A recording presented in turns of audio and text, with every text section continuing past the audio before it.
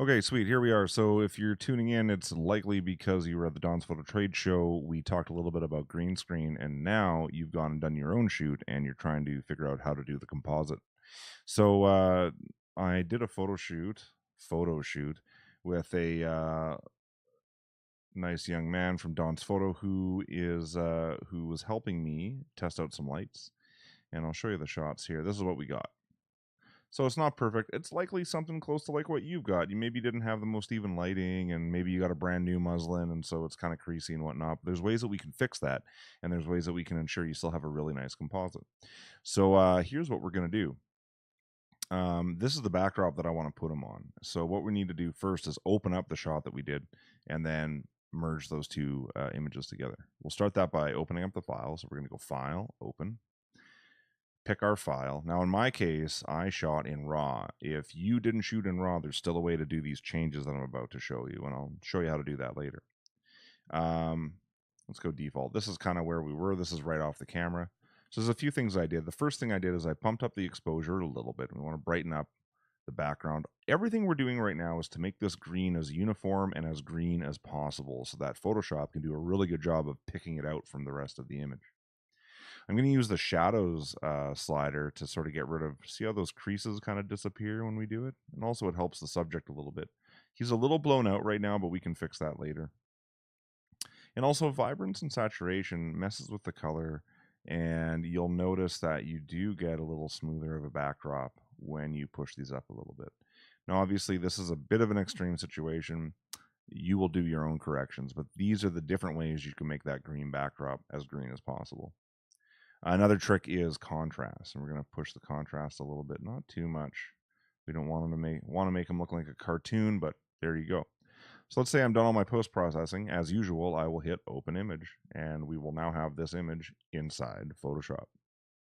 If you did not shoot RAW, which you should, very bad, always shoot RAW, you can access all those same controls by going Filter and Camera Raw Filter. And the shortcut is Control-Shift-A, as I put in the website.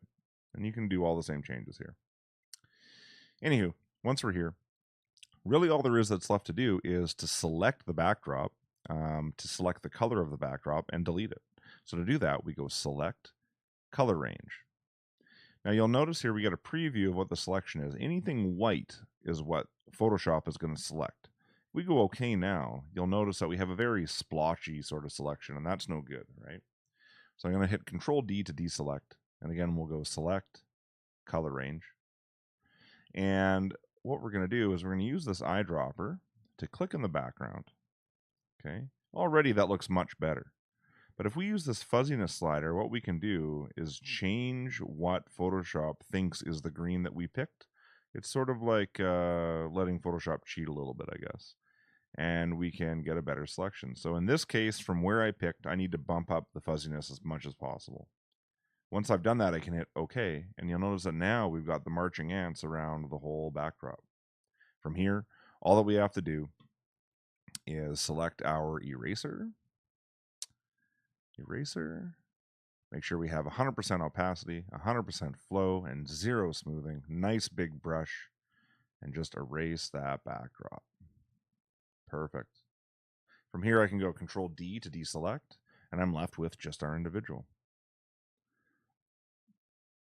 But we don't really want to do it quite that way. And the reason is because we want to erase the background and have our nice autumn image show up behind us. So we're going to go from here, we're going to go Control All to copy it, Control A to select all, Control C to copy, Control V to bring him in.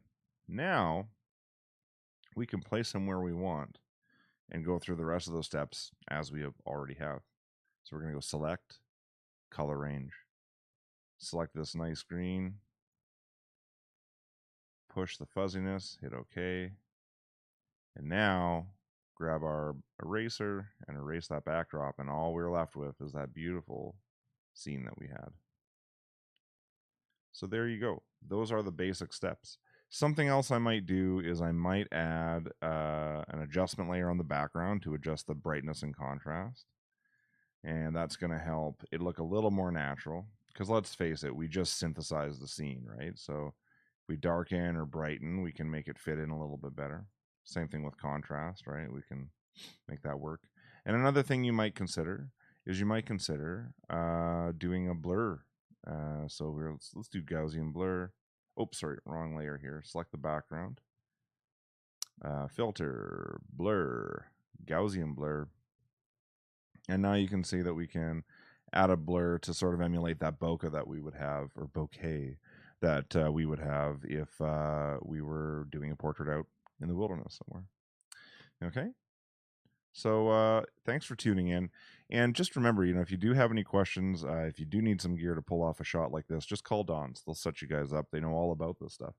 And I really do think this is a great way to sort of maximize your bang for your buck in a small or entrepreneurial or semi-pro sort of situation. Using a green screen like this, you can turn a very easy to set up, portable little situation into a full-on studio. Imagine you're doing some headshots for an executive. Shoot him in his own office during his lunch break.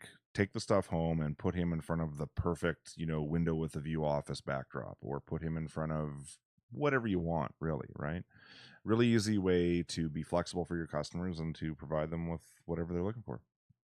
So I hope this is informative. And again, if you have any questions, don't forget to hit up Don's Photo for all